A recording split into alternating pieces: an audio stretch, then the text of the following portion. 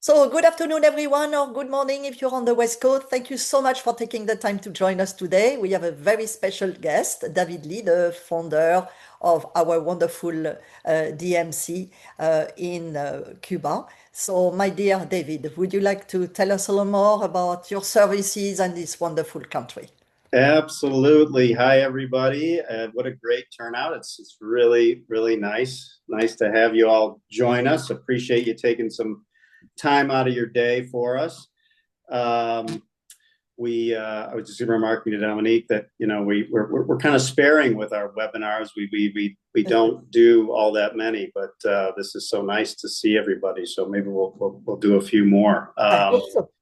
We and just in general, like the object of today, I know we have this like ominous title in a way, the truth of travel to Cuba. We don't mean it to sound so much like that, but there have been, some interesting developments, some things that are popping up in the media that I always like to address. Dispel the myths, dispel things that might be confusing. So will sort of start there.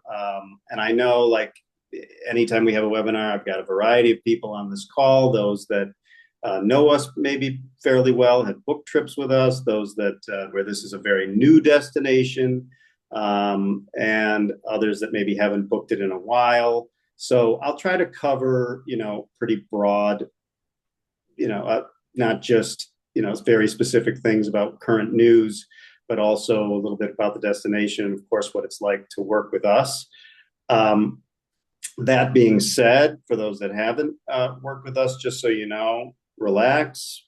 Don't have to take a lot of notes. Cuba's a nuanced destination, to say the least.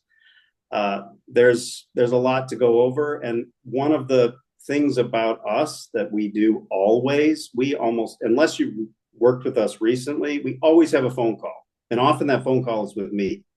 We're very hands-on, and we will get on the phone with you. We'll talk about what's going on in Cuba. We'll talk about how we work. We'll talk about what we do with our custom proposals, how it all comes together. I'm happy to get on the phone, or someone from our team get on the phone directly with your clients if we need to. This has just always been our approach, and it's especially important because, yeah, Cuba's unique. Again, to say the least. So let me. I'll share my screen. We don't have a tremendous amount of slides. I'm not a big slide person. So I'll go through those, and then I'll come back on afterward, and obviously answer any questions that you all have. I want to make sure I leave time for that. So let me share Okay, David. this. Right now it's me alone, and you can see my beautiful picture. Oh, yeah. And I might be frozen. That's the only problem. I'm traveling, so I'm on my No? iPad. Okay. All right. Yeah, All right. You see the slide. Voilà. And now Truth you can about see travel to I'm Cuba. here. Okay. Okay. Good. All right. Let me jump in first with the most recent news that you may have heard. And I just heard today that this Trump administration travel ban, as they put it, is going to be extending to even more countries, apparently. But some of you probably are aware of this. What's interesting is your clients may not be. That this travel ban, and even the way that they list this in the media, it's so confusing because this has nothing to do with Americans traveling to Cuba or back from Cuba when you go and return. That this whole thing is only about the Cuban people themselves trying to come to the US. If they don't have a proper visa, they can't come into the country. The truth is, this really isn't new. I mean, this was actually going on even during Biden. Maybe they're just cracking down a little harder, or they're trying to scare people. There's a lot of that going on. But it's important to dispel this with your clients, prospective clients, who might be confused and think, oh, I heard there's a travel ban on Cuba, now we can't go. No, couldn't be further from the truth. Nothing has changed. So Americans, and again, I know there's also some travel agents on this call who don't have a U.S. client, so I know I'm sort of referring to the American visitors to Cuba right now when it comes to this. Um, but Americans can travel legally to Cuba just as they have for more than a decade. Uh, we primarily use a license called Support for the Cuban People, and since we're on this, I'm going to jump into this real quick, what this really means. Support for the Cuban people, which, to be honest, we couldn't be happier that this is an actual license from the U.S. Treasury Department. This is also the mission statement of our company, and it's all about sustainability. From the Treasury Department, which is the Treasury Department of the U.S., because Cuba is an embargoed country, they are the ones who kind of dictate the restrictions or rules for travel. This is the license under Support for the Cuban People. What it means are two things. The first thing is they want to make sure that the majority of money that your clients spend when they travel to Cuba goes to the people of Cuba and not the government. Because the simple fact is the U.S. is trying not to support the Cuban regime. Everybody can usually get behind that, as do we. When you work with us, Cultural Cuba, you're already checking the box on supporting the Cuban people because we do not outsource to the Cuban government. We have our own team on the ground in Havana. Our operations is headquartered in Havana. We have our own guides, drivers, vehicles, concierge staff, itinerary planning. It's all done in-house. And honestly, even if we didn't do anything else as far as the itineraries are concerned, you would already be meeting the needs from a financial perspective. The second aspect of support for the Cuban people is that there does need to be an itinerary from pretty much from start to finish for the trip.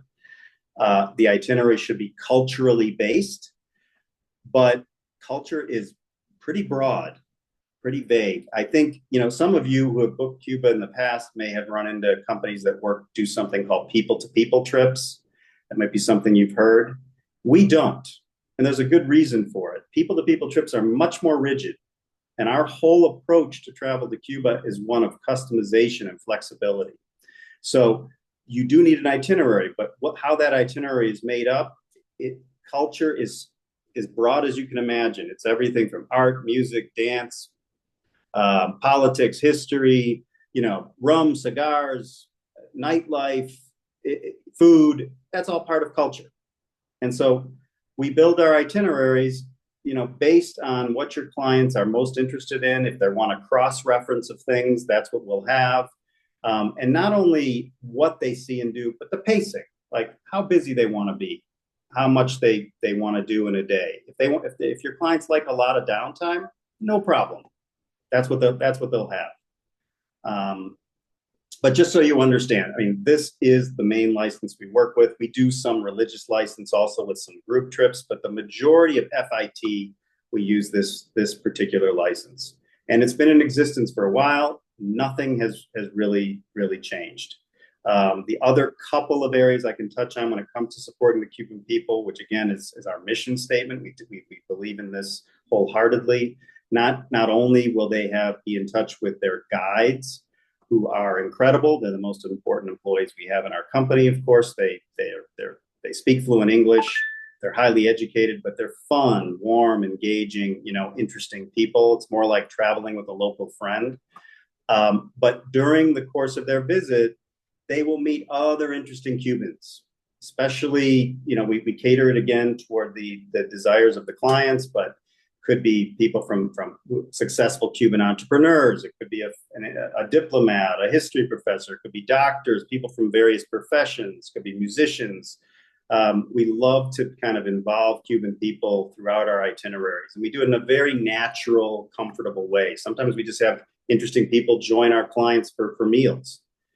And it's all part of it. The other big part of supporting the Cuban people, again, we only have our clients dine at private restaurants that are not owned by the government. And these started out as like tables in people's homes, but they've evolved from there.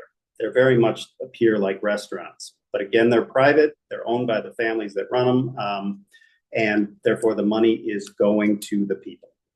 So, all right, let me move on from this. If you have more questions about what that stuff means, of course, let me know, and we'll touch on it again later. Another thing we get a lot is Cuba safe? Cuba remains probably one of the safest places you can travel in the world. There's no guns. Um, you know, police and army, yes, but you barely see them, to be honest. There's virtually no violent crime. Uh, Even tourist crime is not something we worry too much about. It's not very prevalent. Uh, it's one of these destinations, despite it being a third world economy. You can feel safe even in your downtime when you're not with your, let's say, with your guide and driver. Although trips with us, you have a full-time private guide and a full-time private driver all the time. So you really do have them with you, unless you don't want them to be.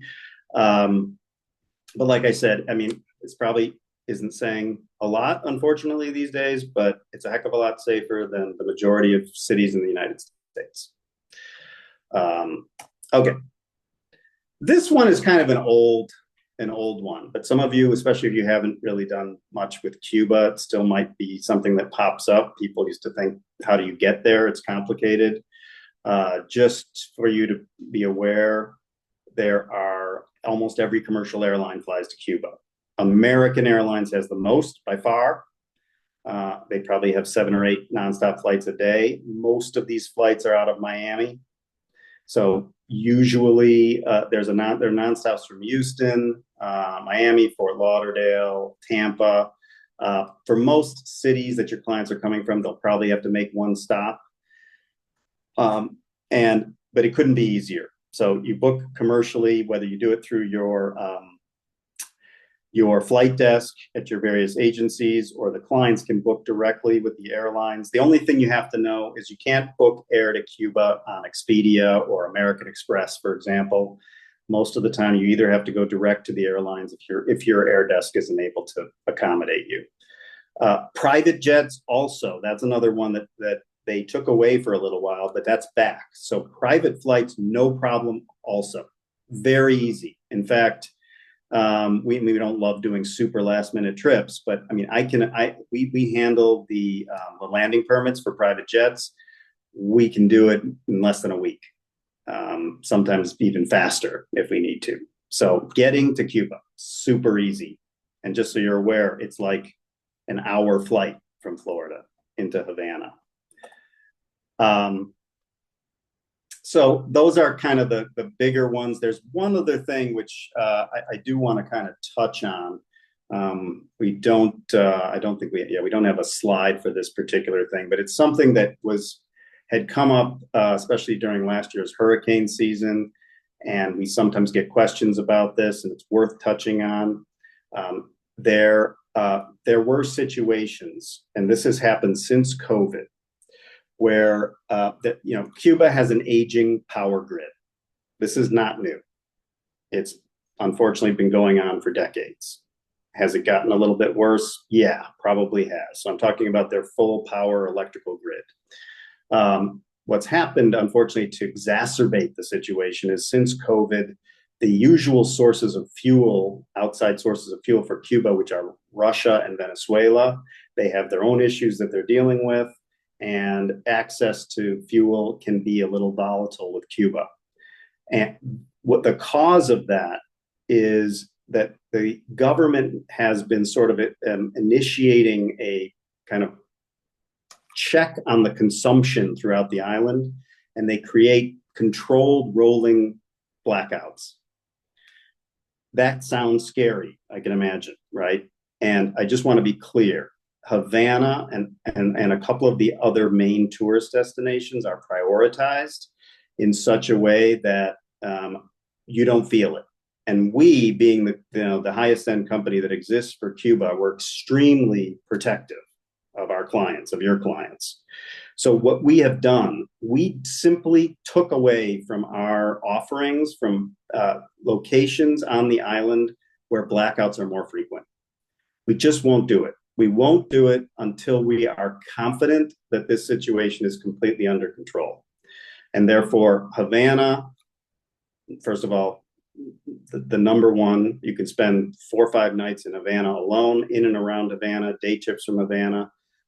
That's still the big focus for Cuba. That's the place that, most of our trips, I would say 85% of the clients that come to Cuba, they will unpack once. They will stay in a hotel or boutique or otherwise in Havana itself. Again, we'll do day trips into the countryside. But this idea that you have to travel all around the island, honestly, it's kind of nonsense. And given the situation that if there are going to be power issues, they usually happen out far in the countryside. Again, just out of an abundance of caution, we're not doing those kinds of trips. I'll be honest, I am sort of surprised when I see some companies like tour operators like Tauk, A&K, they're still kind of pushing and selling some of these trips in locations where it's an issue. And we're just not going to do that. So we are boots on the ground. We're the company that does the work. Whenever you have a question or a doubt, just come to us. We will always tell you exactly like it is. Because again, there's nothing more important to us than protecting everybody.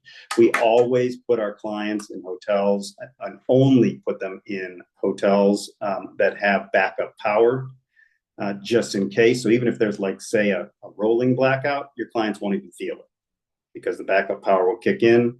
And let's face it, Cuba is a warm weather destination. Everybody needs air conditioning. So the restaurants we take the clients to will have backup power. The hotels, we just, we don't take anything. We don't take any chances. So I just wanted to touch on that. Okay. Why Cuba in general, for those of you who aren't aware, this has now become one of these, rare destination, especially in this world where everything is just becoming more and more homogenous. You've probably heard this before, this idea that, it feels like you're traveling back in time, 70 years back in time. It's true. It's true. And one of the nice things about Cuba is that it doesn't change much. If you'd gone back 10 years ago, we've been doing this for 15 years. We're one of the oldest companies operating, DMCs that, still operate in Cuba. Maybe you would, some of the changes, like now they have internet, your cell phones work in Cuba. There are things that make travel there a little more comfortable. There's a lot more hotel options. The food has gotten better. There's so many more amazing, these are called paladars, these private restaurants. There's many, many more. The food has really, really gotten better. Those are all very positive. But from the standpoint of this feel like, wow, I got on an airplane from Miami and 45 minutes later, I am transported 70 years back in time. It's still like that. You're not going to see any fast food franchises, any billboards, any advertising that you recognize. It's a true escape. And yet it's still this incredible mecca for the arts, for music, for dance, for fine art. Despite it having this third world economy status, Cuba, the people themselves, highly educated, incredibly literate, and like I said, they excel in the arts. It's part of their culture.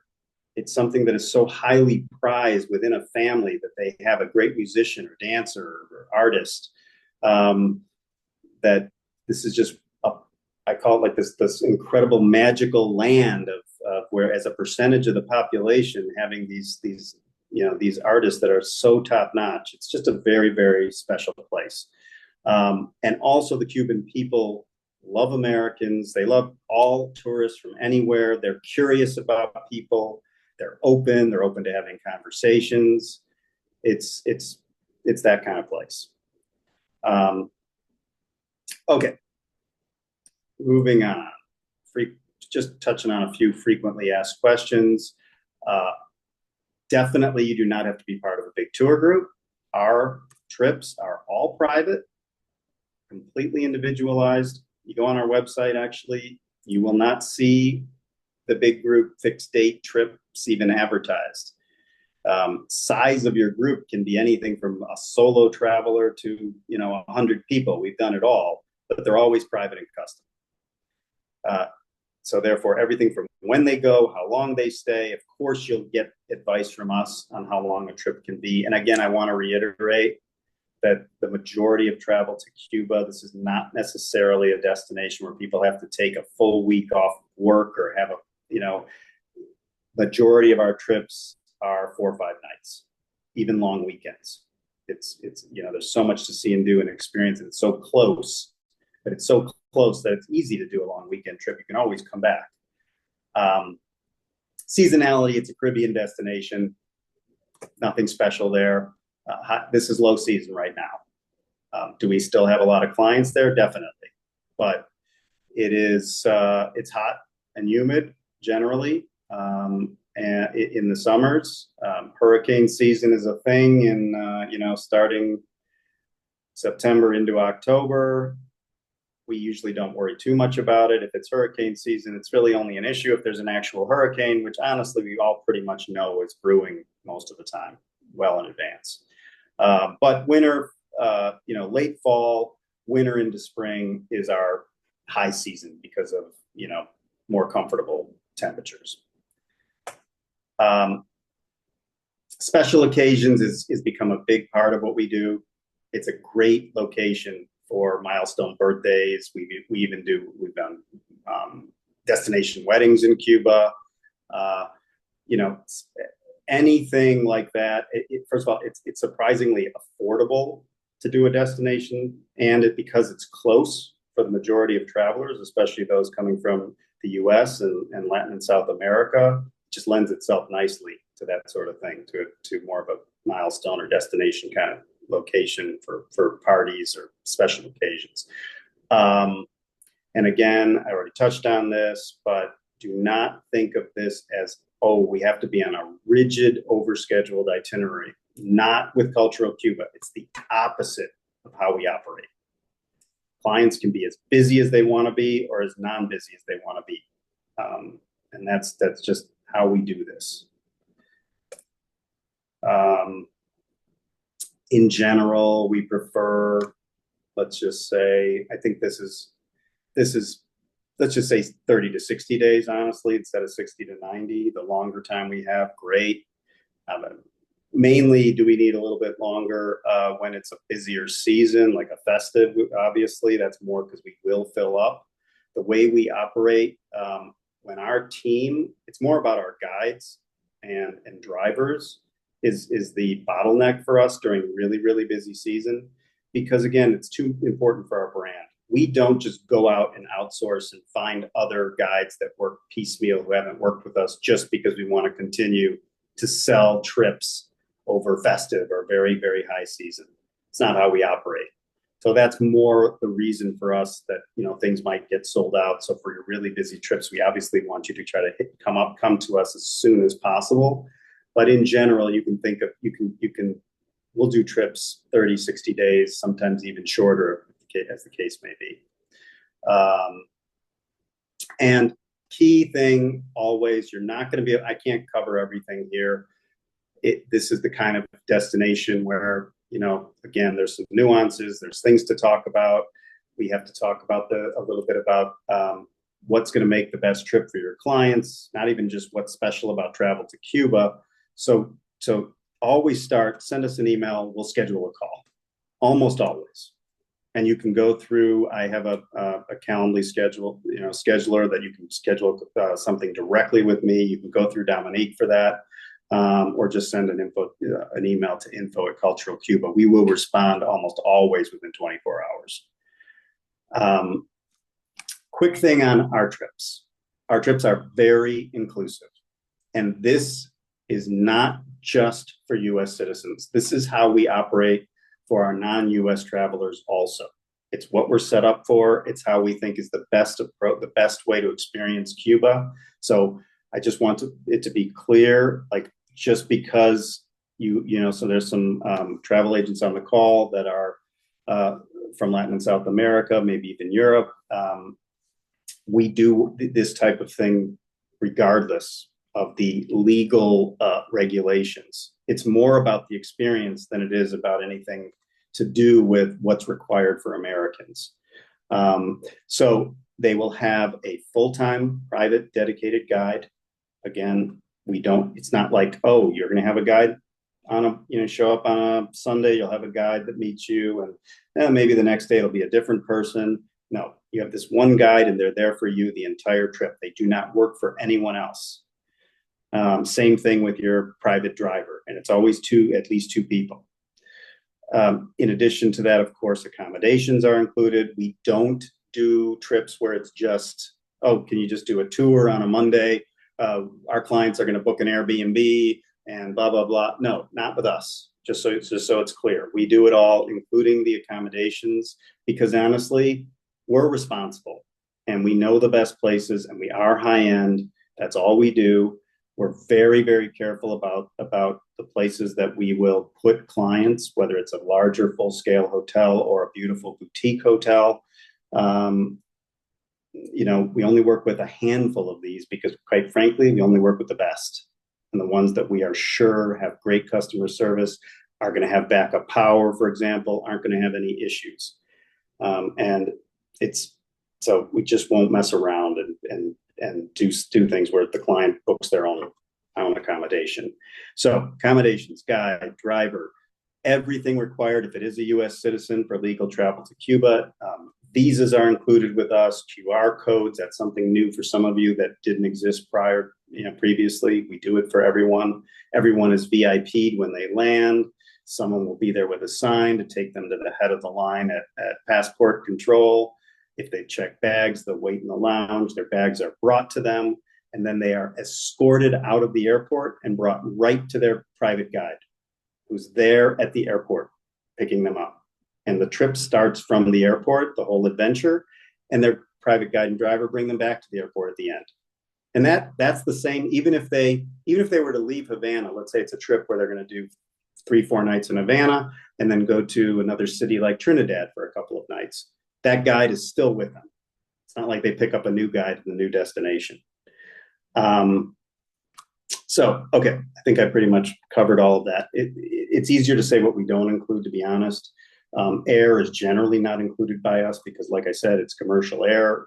We'll do the landing permits for private jets. Lunches and dinners, most meals, unless it's a cooking class, where a meal would be included. We want clients, especially smaller groups, we want them to have the freedom to order off menu completely, and not be on some kind of a prefixed plan. And that's why we don't generally include most meals. But just to be clear, and maybe you're aware of this, most of you are aware of this, for U.S. citizens, your credit card does not work in Cuba. Your cash machine card doesn't work there either.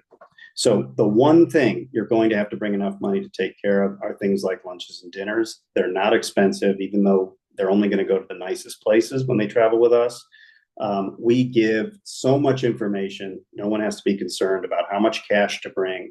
It's a very safe destination. And so all of this stuff, again, it's too much to cover in detail here, but we cover all of that. No one has to be at all concerned. Okay. I think I covered a lot, and I want to leave a little bit of time for some Q&A. So let me get off of the screen here. Okay, thank you. Okay. Yeah, thank you for this update. Great. Alors, attends, I see Melinda. Do you know if the Hotel Seville still has a rooftop restaurant? And if this is a hotel you visited 28 years ago? What is your primary couple of hotel? I'm familiar. Wonderful. I'm familiar. It's not a hotel that we would book for clients. And honestly, I don't know. I don't have an answer on whether they still have a nice rooftop restaurant. If it was something that we use more regularly, then obviously I would know right away. So my feeling is maybe not, or maybe the quality isn't such that it's a place that we have clients go at this point. But maybe 28 years ago. 28 years. That's you were there longer ago than I was, because now I'm on my 16th year. So Melinda also asks, do you have a program to visit with teachers and children of primary schools? Yeah. That's a good question. First of all, one of the many things that we support with every trip that happens in Cuba, because this again is a big part of our giving back and philanthropy and part of supporting the Cuban people. We have a preschool for disadvantaged youth in Old Havana. Dominique had the experience of going there. It's a very Oh, special place. every Um, with a you. percentage of any trip that we do will go to supporting that preschool, even if the clients decide they don't want to make a visit, but we do encourage it. So that is one place that, depending on the season or as long as it's open during the time, you'll go and you'll meet these delightful, adorable little kids, and you'll get to interact with them, read them a story. Usually, it's a pretty short visit, maybe not even more than a half hour or so. It's right in Old Havana, but that's one of the things. It's very difficult, if not impossible, to get people into an actual school, like a primary school or a high school. So instead, we will, for those that are interested, we'll arrange for a teacher to come and meet you, whether it's maybe for lunch or something like that, to talk about it. But we've done that. Yeah. Yeah. And question, are Americans permitted to rent a car themselves and drive around the country by themselves? uh, I think And is there a permitted. Are golf? they permitted? Yes, I believe there's no actual restriction against that. When you travel with us, it's not going to happen. It's not necessary because you're going to have a private driver Yeah. and vehicle. And honestly, it's a little complicated to drive around there. Also, even just refueling, while it's a safe destination, it's not the most convenient place. It's not really ready right now to go and just, oh, I'm going to rent a car Mhm. and just drive around, whether you're American or not American. Okay. Uh, so I would just say that's not only is it not something we do, it's not really highly recommended. So, Suzanne, do you offer the Melia Hotel? Is asking Suzanne. Um, so here's the situation with the hotels. I actually didn't really touch on this one because it's actually not new. This started during the Trump administration go around number one. Uh, they um, they created a list of hotels that Americans are not supposed to stay at. It's politics. What can I say? That the basis of this list was based on whether or not the the hotels were owned by the Cuban government. It's a kind of a crazy thing to say because this is a communist country, and almost every major, like large scale hotel, they're all owned by the Cuban government because the Cuban government owns the building and they own the land. So in theory, if they really wanted to make a list like this, they could have put almost every hotel on it. They were very arbitrary with the hotels that they put on there. Unfortunately, most of the Melia hotels are actually on this list, so we don't use a lot of them, really. I know in the past, in the olden days, like there was a hotel like Melia Havana, Melia Cohiba. Those are very popular among I call them the big bus tour group kind of thing. But they're kind of tired and old. They're not the best hotels anyway. So don't worry about accommodations. Don't even worry about this whole list. We have plenty of great accommodations for your clients. Yeah. That's not really a concern. Mhm.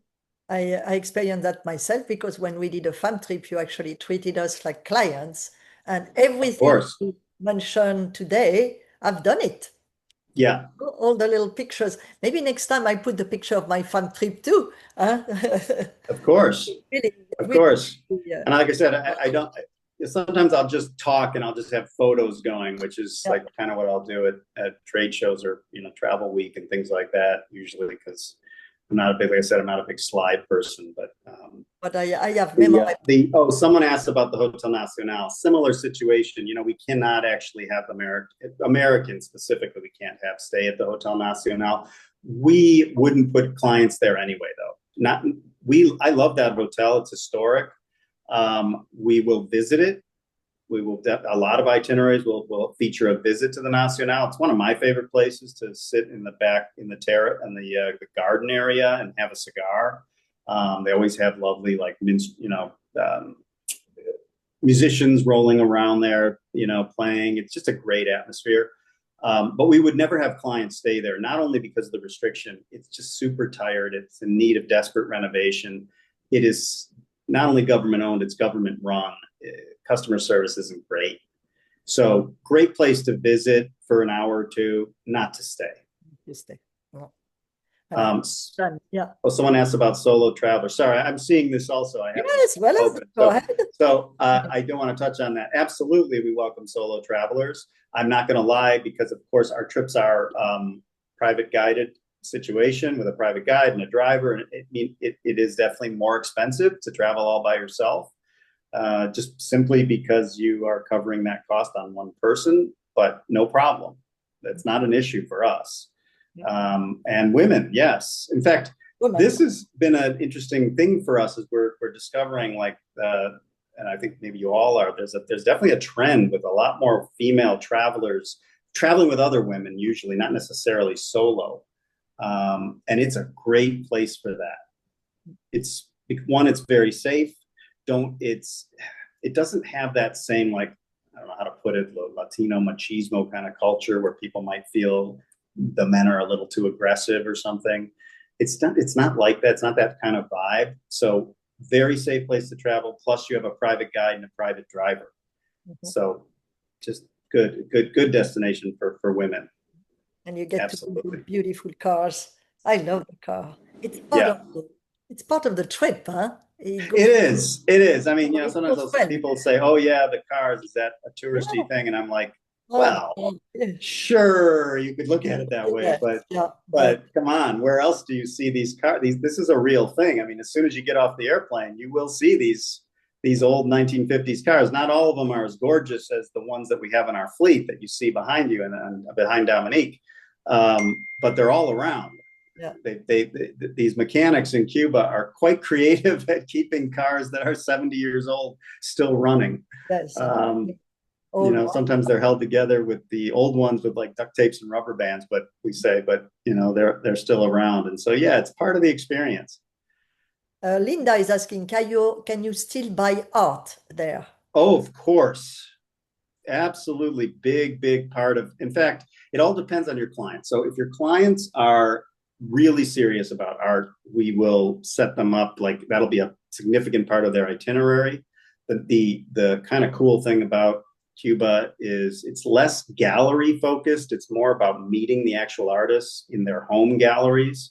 Um, and so often we will set up an art buying tour for clients that really want to, spend time on art. But just about anyone can have an experience where we'll take them to at least one artist's studio. Some of the artists have kind of joined together, and there'll be 3-4 artists that have joined and created their own little space together where they display their art. But yeah, big part of travel to Cuba, and even the street art.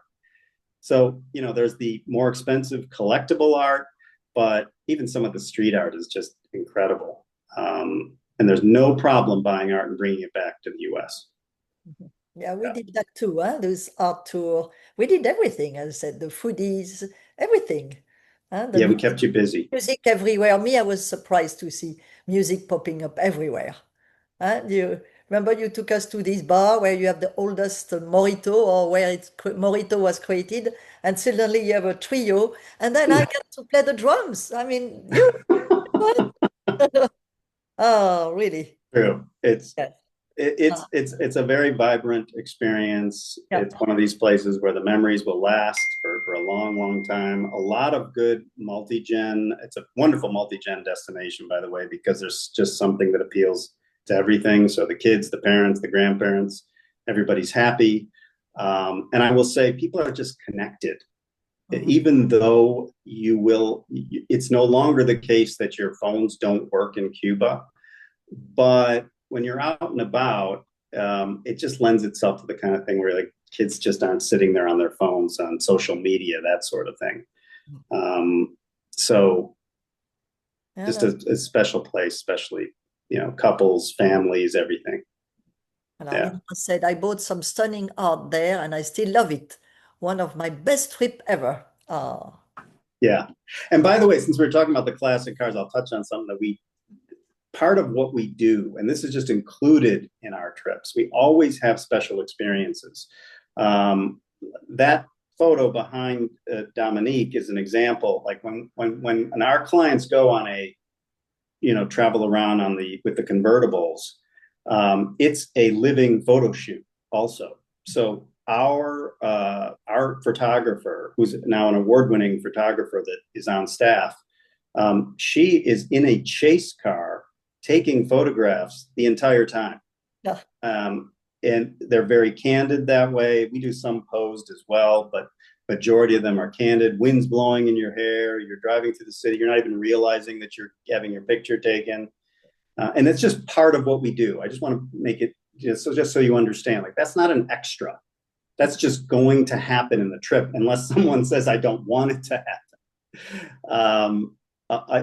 When we do a rum tasting and it could be with cigars or without cigars.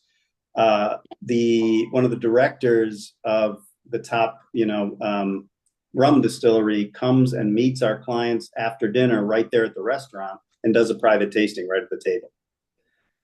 And again, included, part of the trip. There's no extra fee. It's not like, that's just not how we do things. This is a cultural experience. And so all these things are part of the whole kind of package. Incredible. And as you said, when you come back, you feel, because I didn't know what was Cuba before, it was my first trip. But when I came back, I felt I was in a bubble. Mm-hmm. You see, I can't say, oh, I came back in the past, no, because I had no referral to it, reference. I was in a bubble. I was, Right. it was somewhere I was being transported, but not because I took a flight, something different. And it Right. stayed with me for a while. It Three does. nights, 3 nights in Havana with so much activity, so much to do. You come back, you almost, or you miss it, first of all, but you have Yeah, this weird feeling of being somewhere that, that's as you right. said, very far, but maybe that close. I mean, it was what, 45 minutes, huh? Yeah, yeah. It's Oh, kind of our tagline. We say it's the closest, farthest oh, place you can yes, travel that's because you true. do feel like you've been transported. Yes, yeah. Um, Voilà. yeah, Well, yeah, thank you very much, David. I definitely. see it. Let's see if we have Linda. Do you still go to the Tropicana? So Tropicana, that's an example of one of these things that it's definitely touristy, and our approach to the Tropicana, it's also run by the Cuban government, but it's been around a long time. It's very kitschy. We don't automatically like put that into our itineraries. For us, it's more of a request situation. We have found that the majority of our clients are like, they won't stay past intermission, but we'll take them to it. It's interesting for an hour or so, but the second half repeats. Unfortunately, it's definitely going to be the kind of place where if you're going to see people that maybe got off a cruise ship or the big bus tour kind of groups, they'll be at places like Tropicana. So, like I said, do we do it? Sure, but it's we're more about we're probably going to want to take you more to a more authentic salsa band where Cubans will be going Yeah. Mhm. versus the show at Tropicana. But again, it's not like we won't do it. It's just okay. We'll take you there, but we want you to experience both. Mhm. Um, Same thing with Buena Vista Social Club. Buena Yeah. Vista Social Club, there's no surviving members that are still performing. So the Buena Vista Social Club has definitely been one of these things that has become super commercialized in Cuba. It's like they branded the name, and they do these, dinner shows in a couple of locations. If we take people there, it'll be a similar kind of thing. We'll never let them have dinner there, not there or Tropicana, because the food is so bad. But just to experience it for an hour or so, sure. Mhm. No, that's how we approach it. And I see the last question from Barbara. Do you offer fam trip? So yeah, as Dominique knows, the way we usually do our FAMs is we create them for you. So rather than us advertise a FAM and here's the dates of this FAM and once it's full, and we'd rather you approach us and we'll put a trip together for you that meets when you can go and with the people you want to travel with. They're not going to be, they're subsidized. Let's put it that way. They can't be completely free because, as Dominique knows, we treat you like a client. We want you to have the full experience. Cuba does not have a tourism board or bureau that will unfortunately help us with anything to do with FAMs. That's just the way it is. But we want you to go without a doubt. It's just like any other destination. You got to experience this. And by the way, just speaking about demand for Cuba real quick before we end, if you're not getting requests for Cuba, because I'll just tell you, because demand has not slowed down. We had the biggest, 2024 was our biggest year in the 15-year history of the company. And the first quarter of 2025, no signs of that changing either. If you're not getting requests, honestly, it's because your clients don't know they can go. As surprising as that is, they think, whether it's the recent announcements about a travel ban or they thought, we still to this day get people who say, yeah, too bad we can't go to Cuba anymore. We heard, Trump closed it off for Americans. And they're talking about the first Trump administration. And we're like, no, that's not true, right? But it's still a thing out there. So if you start advertising to your clients that you've got a great partner and you do these trips and can offer Cuba, you'll be surprised. You'll get requests. They will love it. They will love it. Your way, David, Cultural Cuba way. Exactly. Exactly. And it's one of those destinations. The other thing about it is they need you. Mm-hmm. This is not a place where your clients can go on Expedia and book a trip.